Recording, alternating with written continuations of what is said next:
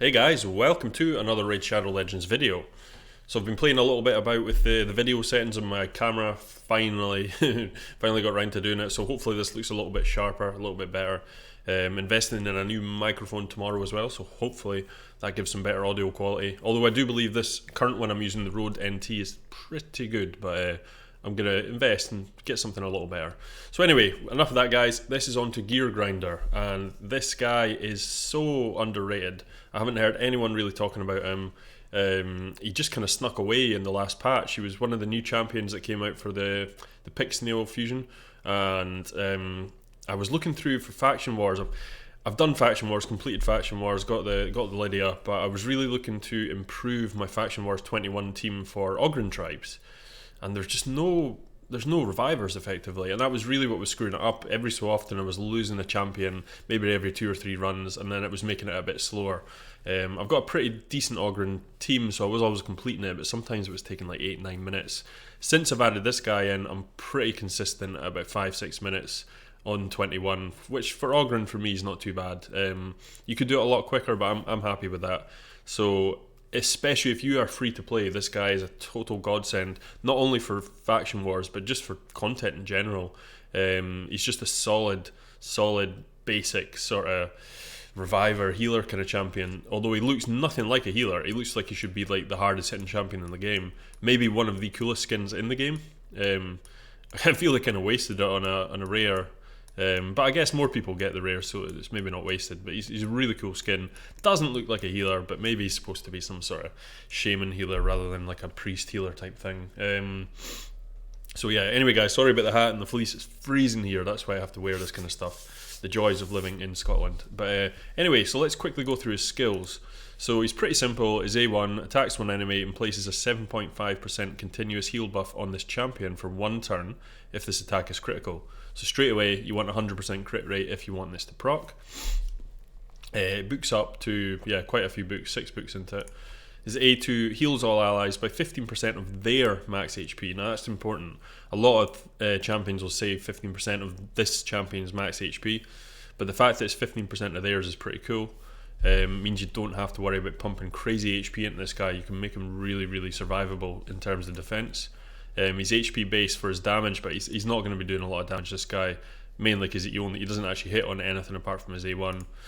And his A3 is what makes him, for a rare, it's a 5-turn cooldown when booked, and revives a dead ally with 50% HP and 50% turn meter, which is absolutely massive for Faction Wars. Now, I think there's some new champions getting released later today, and there's an epic that actually has a revive in Ogryn tribes that's just coming out. So as of this video, this is the only champion in Ogryn tribes, even out of the legendaries, with revive, but I'm well aware there is an epic coming out.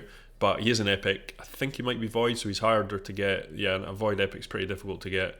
And he's not as kind of solid. This guy just does the healing, he puts heals on himself. He also gives HP in faction crypts for 25% on an aura, so he can, yeah, he's just really good. I'm using him in my Faction Wars 21 team now, and he's solid. He will make it very consistent for you. And like I say, if you're free to play or you're just struggling with content, stick him in your team. He's just a good reviver. There's better revivers out there, but this guy's pretty good, and the fact that he's HP based, he's pretty survivable. He's not got the highest base defense, so I've maxed him out to level 60, fully ascended. So he's looking at 914 defense, which isn't amazing, but he's nearly 20k health, which for a rare is massive. Fairly slow, but he looks pretty slow. Look at those things he's got on his arms. You wouldn't expect him to be winning any 100-meter races with those things on anyway. But yeah, so let's quickly go through the gear. Again, I have booked him out. He's definitely one of those champions you need to book out, I'm afraid.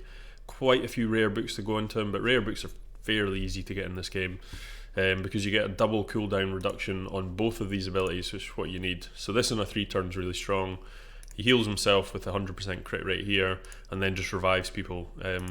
So what I've gone for a 2-piece Immortal set and 1-piece speed, thinking that he's going to be healing off the Immortal, he's going to be healing off this, and he's going to be healing off that. So he's basically always up. And I'll explain why in his Masteries, why I had him like that. I've not geared him out properly. You don't need to take him to level 16 for most of this gear. Really, you don't really need him even at level 60, to be honest. I just did it for this video, just to show him off what he potentially can do, because his damage isn't too bad either, to be honest. I've got his HP up, not too bad, and he's hitting fairly hard. He's hitting harder than Skullcrusher does at like 4.5k defense, so he's actually pretty decent that way. But he's not a damage dealer by any stretch. But yeah, the thought is he just heals himself a couple of times off the Immortal and just always stays up. And when we go through his Masteries, I'll explain, like I say, why I've done this. Looking for rolls, I've got crit damage actually on this one here, because he's got crit rate gauntlets on, and you want 100% crit rate anyway because of this skill here. So what I figured is you might as well pump a little bit of crit damage into him and see what you can do. In total, he's not got lots. He's got like 123% crit damage, 100% crit rate, 2.7k attack, and nearly 60k health. He's very tanky. He's super tanky at this. The good thing is if the A2 relied on his health to heal everyone, you'd probably want this a little bit higher. But because I wasn't needing to do that, I've been able to pump his base defense up, and his max defense up to 2.7, which really makes him really pretty tanky with that high HP as well. On these ones, we've got an HP and a speed roll. What's his speed running at? It's like 198, so nearly 200. Just get him as fast as you can, really. This isn't the best gear I've got in the game, but it's decent gear. It's definitely decent gear that I've put on him. HP, again, if I just rolled this up and I rolled that up, suddenly he's on like 65k HP at least, depending on if I get more rolls on here as well.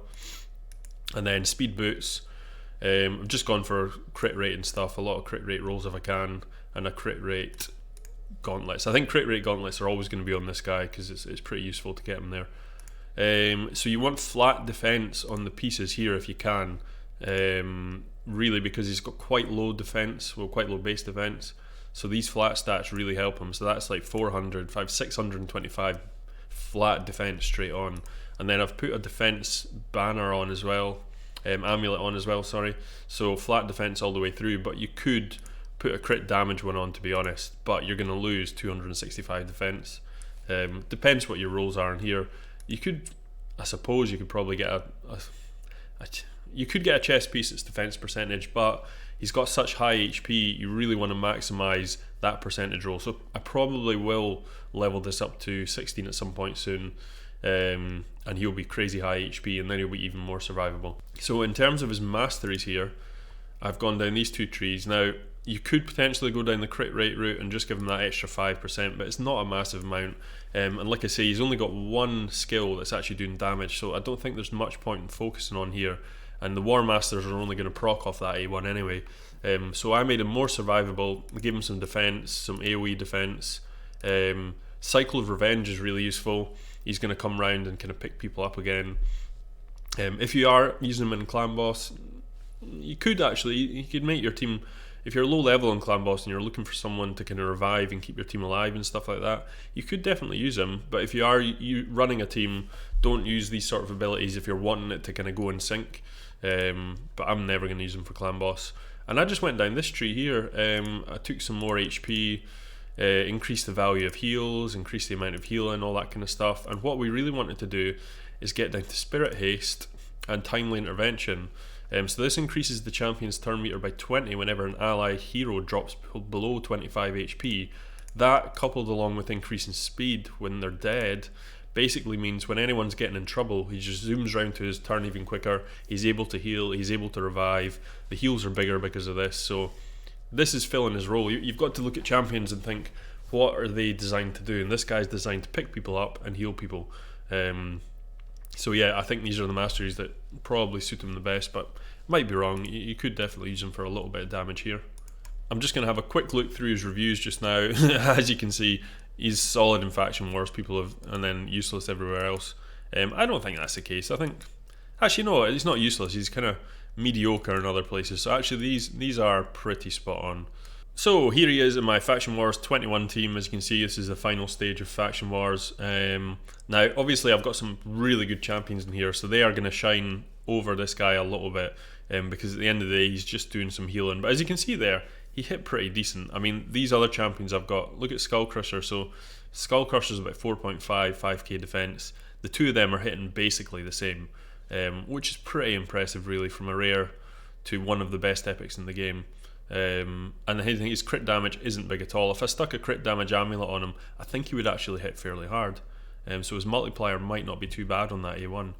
But he's not there for damage. But as you can see, he's just keeping everyone alive. This is stage 21, the hardest stage of Faction Wars, and it makes it look easy, to be honest. I don't think at any point during the fight I'm really in trouble at all, just purely because of this guy. Like I say, I ran this team before, and I actually had Bellower.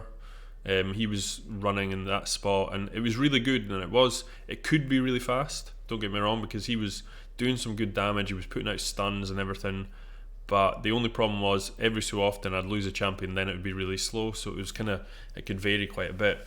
And since I've put this guy in my team, it's pretty much consistent all the time. You know, there's heals coming through all the time. He's never really in trouble because he's always got heals on. I've also got a really good healer in Gurptuck here. He's an underrated healer. His A2 does a fantastic heal. And Gurptuck was one of the fusions, so if you did fuse him, take him out your vault, because he's actually proven to be one of my favourite champions as of late, especially since they buffed him. I think they actually buffed him at the same patch when they released this guy, Geargrinder.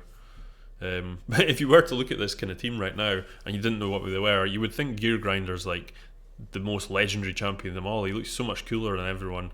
I mean, Gurptuck looks kind of that middle guy's got these big sort of iron gauntlets on. He looks cool. So this is us coming up to the boss fight here. Nazana, she's always quite tanky, quite hard to get down. So really, and this is a totally auto team as well. I mean, you could run loads of other stuff. If you don't have Gurptuck or Big Un, you could easily run this without legendaries. So Bellower, you could stick Bellower still in there with the heal. I'm sure it would be totally fine. Yeah, there's loads of other options.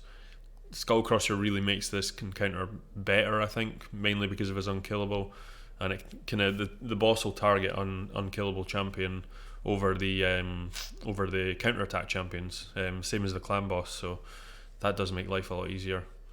What I'm going to do is, it's maybe 2 or 3 minutes long here. This is just a video, so I'm just going to skip it forward. You get the idea, but at no point does he actually ever have to revive anyone, but it's always sitting there just in case you need it. I'm well aware my team's pretty high end, so if you're looking to do Faction Wars and you don't have as high end a team, this guy goes even higher up in your estimations, especially if you're free to play, because he's going to be pulling out those revives all the time. They're clutch, you know. But just the heals alone, you can see my team really never really gets in much bother. So let's just skip it down. Skullcrusher's now near the end of the fight, getting a bit lower health. A lot of this low health is actually coming from Gurptuck ticking away these poisons and stuff like that, but I've never had to revive anyone yet in it, so it's pretty strong. Comes through just at the end. Maneater's just about dead. Boom, we've killed him, and that is Faction Wars 21 done, with definitely one of the most underrated rares in the game at the moment. So that's Geargrinder, guys. Hope you enjoyed it. I actually really enjoyed playing about with this guy. He's a pretty cool champion. He's just so basic, so just does what he says in the tin kind of champion. There's a lot of champions nowadays that are coming out with like books worth of text to read. This guy just does what he says in the tin, and he does it well, and he's survivable, he looks cool, and he's a good champion. I hope he helps you guys in your Faction Wars ventures or in other ventures. Like I say, if you're free to play, this guy's solid. Build him up to like level 50, maybe not 60, because you could easily do Faction Wars 21 with a level 50 version of this guy. You would need pretty good gear though, that's the only issue. But yeah, that's it, guys. Hope you enjoyed the video. Please like and subscribe to the channel as usual. Hit that bell button for notifications, and any videos you would like in the future, please leave in the comments below. Check me out on Twitch as well, Iamsteamin, and have a great day, guys. Peace.